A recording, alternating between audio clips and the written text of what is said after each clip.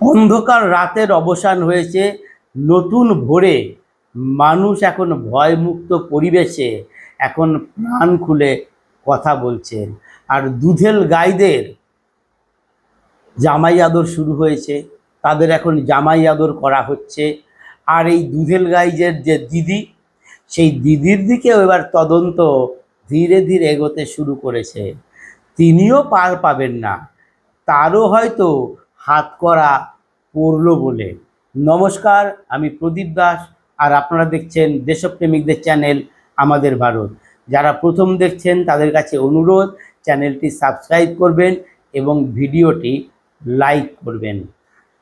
দীর্ঘ দিন, বহু বছরের পর বছর চলে আসছে, শহরের ব্যস্ততম রাস্তা আটকে নামাজ পড়া। কিন্তু নতুন সরকার, নতুন সরকারের নতুন মুখ্যমন্ত্রী শুভেন্দু অধিকারী একেবারে নির্দেশ দিয়েছিলেন যে রাস্তা আটকে কোনো ধর্মীয় অনুষ্ঠান করা যাবে না। ব্যাস প্রথম দিনেই সেটা টের পেলেন রাজাবাজারের মুসলিম সম্প্রদায়ের মানুষ। এবার শুক্রবার দিন তারা জুম্মাবারে নামাজ আদায়ের জন্য ব্যস্ততম রাস্তা, শিয়ালদা যে মুখী যে রাস্তা, সেই রাস্তায় তারা নিয়মিত যেভাবে কাজ করেন সেভাবেই তারা জড়ো হয়েছিলেন নামাজ পড়ার জন্যে। কিন্তু সেই সময় বাদ সাধে পুলিশ এসে তাদের বাধা দেয়, আর বাধা দিতেই তারা ক্ষিপ্ত হয়ে পড়ে, পুলিশের সঙ্গে বচসায় জড়িয়ে পড়ে, প্রায় মারামারি হওয়ার উপক্রম হয়। কিন্তু আরও পুলিশ বাহিনী চলে আসে, তারপর চলে আসে কেন্দ্রীয় বাহিনী।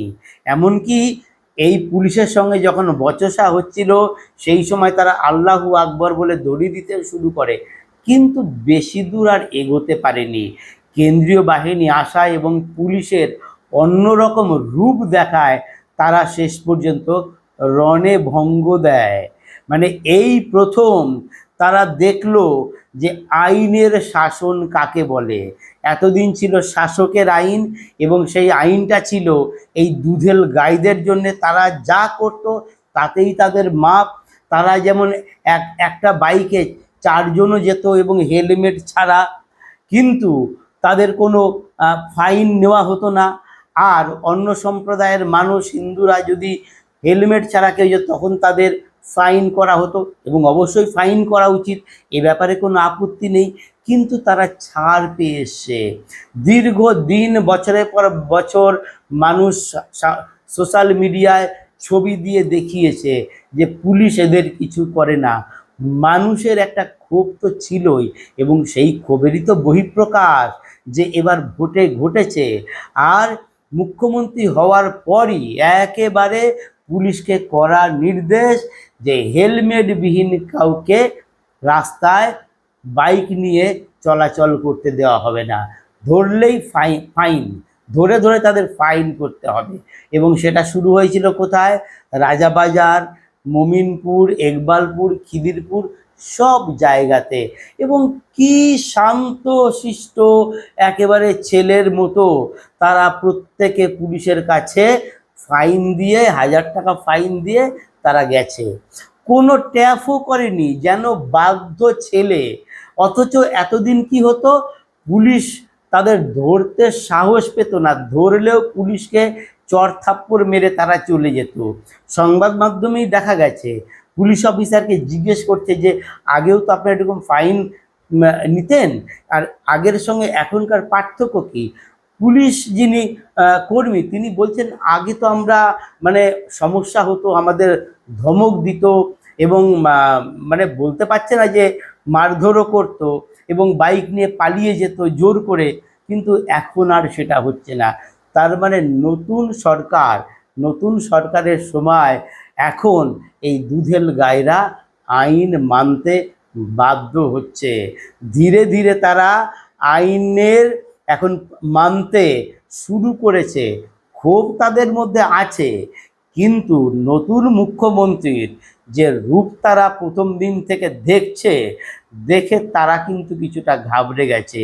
কারণ তিলজলায় সেই চামড়ার কারখানায় আগুন লাগার পর মুখ্যমন্ত্রীর নির্দেশে একেবারে পরের দিনই বুলডোজার চলে গেছিল। বুলডোজার গিয়ে সেই বেআইনি অংশ ভাঙতে শুরু করে দেয়। যদি এখন আদালতের নির্দেশে সেই কাজটা স্থগিত আছে, একেবারে বন্ধ নয়, আদালতের রায় এরপরে তো দেবে। আদালতও স্বীকার করেছে, বলেছে যে কলকাতায় এরকম বহু অবৈধ বাড়ি রয়েছে এবং বারবার নির্দেশ দেওয়া সত্ত্বেও কিছু করেনি, মানে আগের সরকার কিছু করেনি।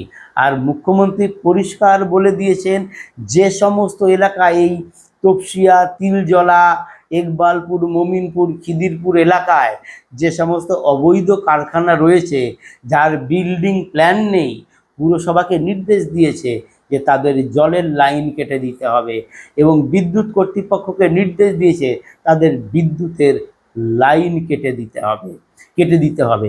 ফলে কি, একেবারে কড়াভাবে যাদের হয়ে তিনি মুখ্যমন্ত্রী হয়েছেন, যাদের ভোটে তিনি মুখ্যমন্ত্রী হয়েছেন, তাদের মন মতো কাজ শুরু করে দিয়েছেন শুভেন্দুবাবু। আর যেটা বড় দাবি ছিল মানুষের, অভয়াকাণ্ড, আরজি করে সেই ডাক্তার ছাত্রীর যে নৃশংস কাণ্ড ঘটেছিল তার বিচার, এবং মানুষের দাবি ছিল তদন্ত তো হচ্ছে, কিন্তু যে সমস্ত পুলিশ অফিসার যুক্ত ছিল এবং আরও বহু মানুষ যুক্ত ছিল, তাদের বিরুদ্ধে কেন কোনো ব্যবস্থা নেওয়া হয়নি। তো সেই ব্যবস্থা নেওয়া শুরু হয়ে গেছে। আর পাশাপাশি মুখ্যমন্ত্রী, মানে তৎকালীন মুখ্যমন্ত্রী মমতা বন্দ্যোপাধ্যায়ের ভূমিকা নিয়েও রাজ্য সরকার তদন্ত শুরু করে দিয়েছে।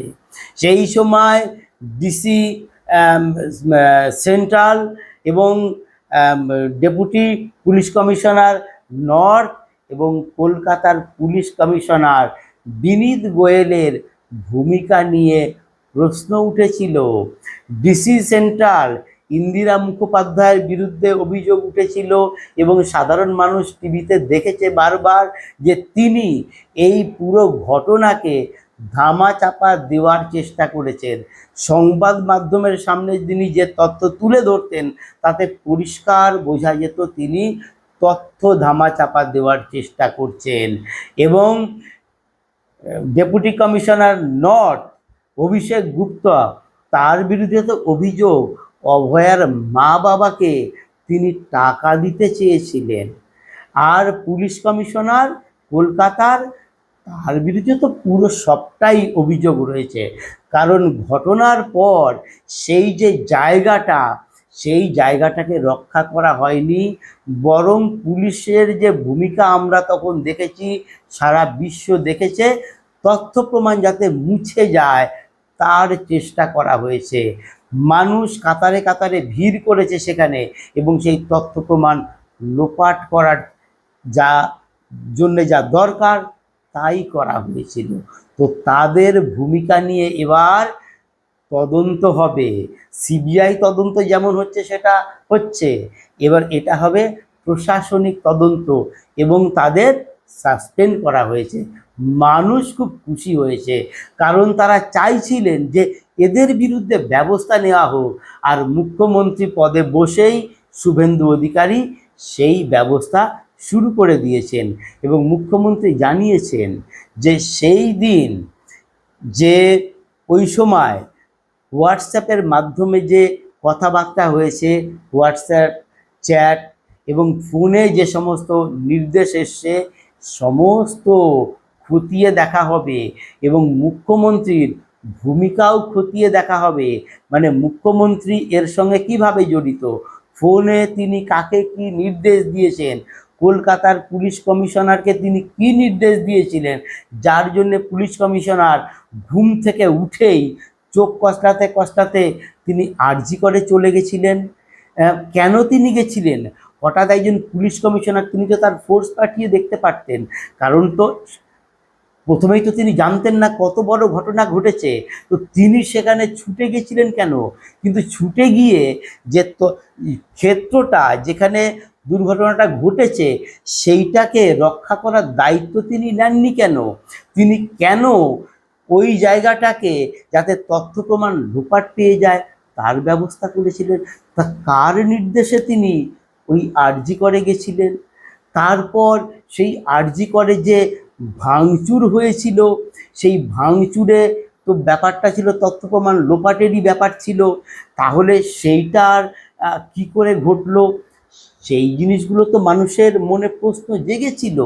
তো তার তদন্ত হবে। এবং এই যে তৎকালীন মুখ্যমন্ত্রী, তার ভূমিকাও তো আমরা দেখেছি। সেই যে ভূমিকা, সেই ভূমিকারও এবার তদন্ত হবে। তিনি কীভাবে তদন্ত হবে?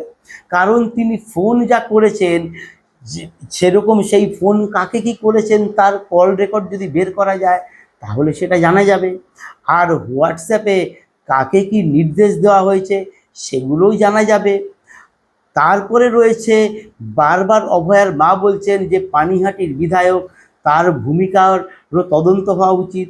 কারণ অভয়ার যে দেহ, তার বাবা মাকে না জানিয়ে আরজি কর থেকে নিয়ে আসা হয়েছিল, এবং তাদের না জানিয়েই আবার পানিহাটি শ্মশান ঘাটে নিয়ে যাওয়া হয়েছিল, এবং তাদের কিছু করতেই দেওয়া হয়নি, এবং সেই দেহ পুড়িয়ে দেওয়া হয়েছিল।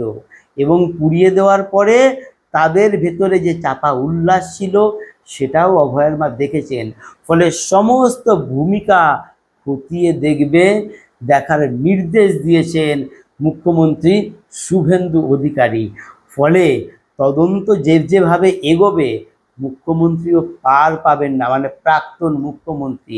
আর প্রাক্তন এই মুখ্যমন্ত্রীর মুখোশ কিন্তু তুলে দিতেই হবে। কারণ এবারের ভোটে তৃণমূল কিন্তু 40.80% ভোট পেয়েছে।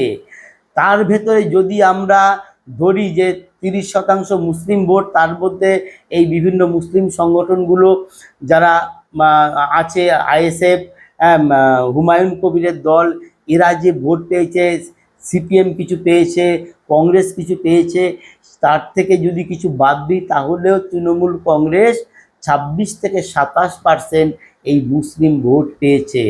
তাহলে বাকি প্রায় 14% ভোট কিন্তু হিন্দু সম্প্রদায়ের পেয়েছে। এই যে পানিহাটি বিধানসভা, যেই বিধানসভা এলাকায় অভয়া থাকতেন এবং অভয়ার মা বাবা রয়েছেন, অভয়ার মা এবার ভোটে দাঁড়িয়েছিলেন, তিনি জিতেছেন। কিন্তু সেই পানিহাটিতেও ওই যে বিধায়ক নান্টু ঘোষের ছেলে এবার প্রার্থী হয়েছিলেন, তিনি কিন্তু 33% ভোট পেয়েছেন। এখানে কিন্তু মুসলিম ভোটার তেমন নেই, যা আছে তা শতাংশের হিসেবে খুবই নগণ্য, 1-2%ও নয় এরকম। সেখানেও মানুষ কিন্তু 33% ভোট তৃণমূলকে দিয়েছে, নান্টু ঘোষের ছেলেকে দিয়েছে।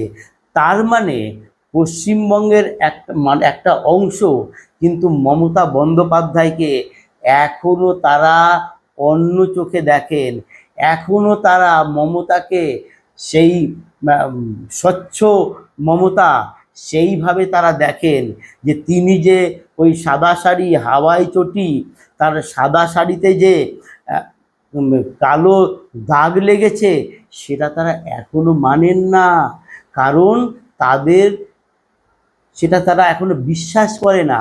তো তাদের বিশ্বাস করাতে এই যে তৃণমূলের আমলে যে দুর্নীতিগুলো ঘটেছে এবং মুখ্যমন্ত্রীর নেতৃত্বেই যে দুর্নীতিগুলো ঘটে গেছে, কারণ তার অজান্তে তো কিছু ঘটেনি, সেইটা একে একে করে এই দুর্নীতিগুলোকে প্রকাশ করতে হবে এবং এই দুর্নীতির সঙ্গে যারা জড়িত তাদের শাস্তির ব্যবস্থা করতে হবে। কারণ মানুষের একটা অংশের মনে কিন্তু এই মমতা বন্দ্যোপাধ্যায় এখনও রয়েছেন। তারা এখনও মনে করেন না যে মমতা বন্দ্যোপাধ্যায় দুর্নীতিগ্রস্ত।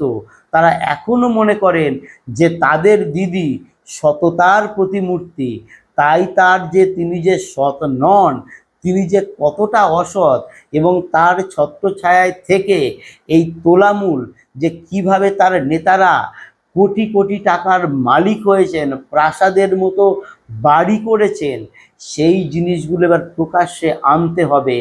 এনে এই তৃণমূল যে ভক্ত এখনও রয়েছে তাদের চোখ খুলে দিতে হবে।